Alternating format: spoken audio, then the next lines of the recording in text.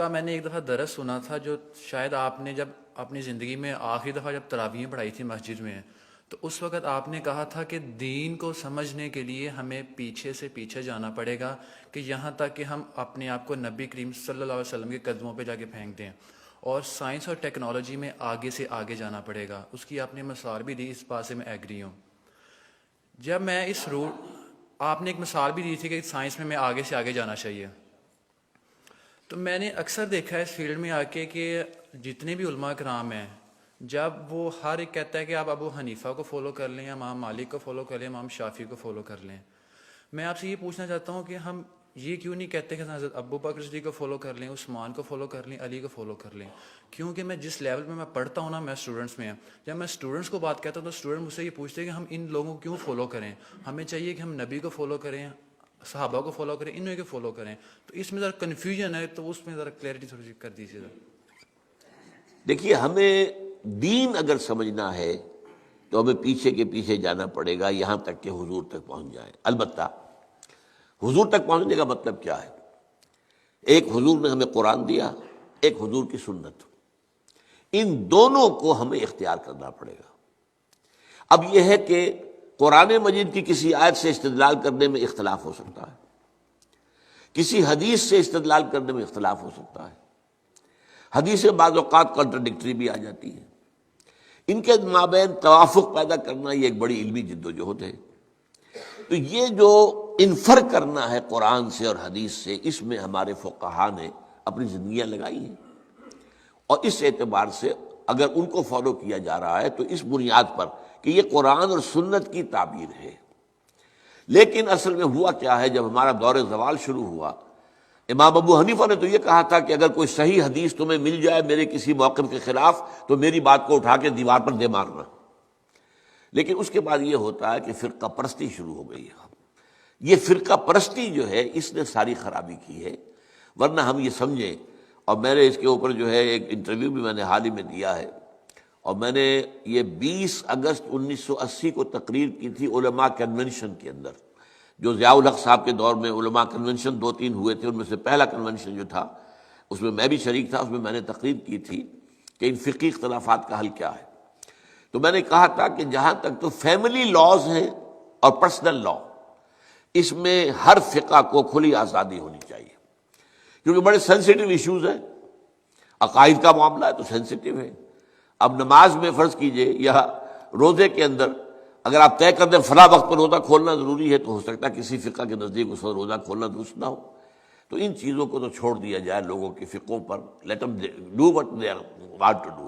لیکن law of the land میں کسی فقہ کو تسلیم نہ کیا جائے، بلکہ سب کو تسلیم کیا جائے۔ اب اس میرے فرق کو سمجھ لیجئے، کوئی فقہ بائنڈنگ نہیں، لیکن تمام فقہوں کو ہم اپنا سمجھے کہ یہ ہمارا ایک اثاثہ علمی ہے، ایک کامن ہیریٹاج ہے، ہمارا تراث علمی ہے۔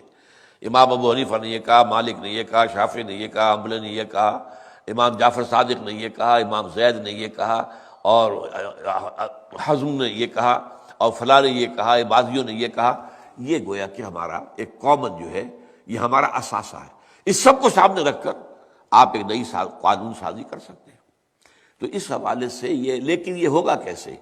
جیسا کہ آپ نے علماء کی بات کی، علماء تو اس کے اندر اتنے سخت ہیں کہ ایک فقہ سے باہر قدم نکالنا گویا کہ آپ ان کے نزدیک کفر ہے۔ حالانکہ کہتے یہ ہیں کہ کم سے کم 4 فقہوں کو، تو میں نے تو 8 گنوائی ہے نا، حنفی، مالکی، شافعی، حنبلی، جعفری، زیدی، عباضی اور ظاہری، یہ 8 فقہ ہیں۔ یہ 8 میں یہ سب کے سب جو ہے انہوں نے قرآن اور سنت سے استفادہ کیا ہے۔ ان سب کو رکھے بیک گراؤنڈ میں، جیسے کہ آپ کو معلوم ہے کہ ہائی کورٹ، سپریم کورٹ کے فیصلوں میں یہ حوالے آیا کرتے ہیں کہ بامبے ہائی کورٹ نے فلاں ایسا ہی مقدمہ تھا، اس میں یہ فیصلہ دیا تھا۔ یہ پریسیڈنٹس ہیں۔ کلکتہ ہائی کورٹ نے یہ کیا تھا، یا جو انگلستان کی سب سے اونچی جو ہائی کورٹ ہے اس نے یہ فیصلہ دیا۔ یہ پریسیڈنٹس کے طور پر بطور دلیل اپنے جو وہ ہوتے ہیں فیصلے، ان کو کوٹ کیے جاتے ہیں۔ تو ہم جو ہے فیصلہ اس کے مطابق کر سکتے ہیں۔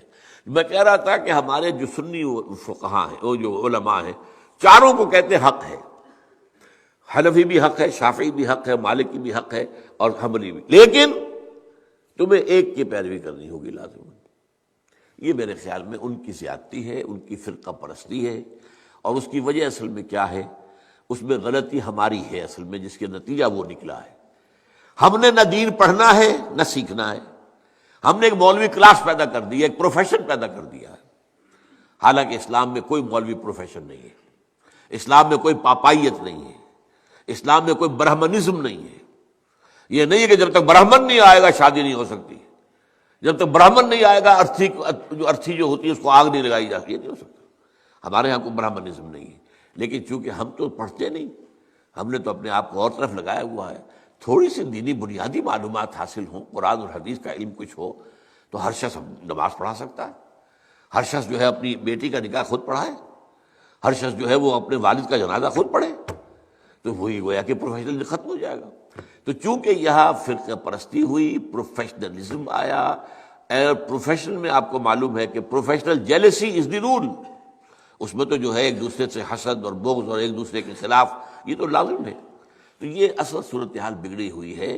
اس کا علاج یہی ہے کہ آپ کمر ہمت کسے، خود قرآن اور حدیث کو پڑھے، اللہ کا نام لے اور کمر کسے۔ یہی کام ہم نے کیا، میں نے یہی کیا۔ میرا پیشہ تو نہیں تھا، میں مولوی تو نہیں تھا، میرے پاس کسی مدرسے کی سند تو نہیں ہے، 40 سال میں نے جمعہ پڑھایا ہے الحمدللہ، درس قرآن میں 50 سال سے دے رہا ہوں الحمدللہ۔ میرے بیٹے اب جمعہ پڑھا رہے ہیں، وہ ایک MBBS ہے ان میں سے، ایک جو ہے MA فلاسفی ہے، ایک جو ہے وہ ڈاکٹریٹ کے کورسز انہیں مکمل کر رکھے ہیں اکنامکس کے اندر، پڑھا رہے ہیں جمعہ۔ ان لوگ کہاں پڑھا رہے ہیں؟ تو یہ کام کرنا جو ہے اس کی طرف زیادہ توجہ ہونی چاہیے پازیٹیولی۔ باقی جو کچھ ہے اس کا آپ کا مشاہدہ صحیح ہے، وہ غلط بات آپ نہیں کہہ رہے۔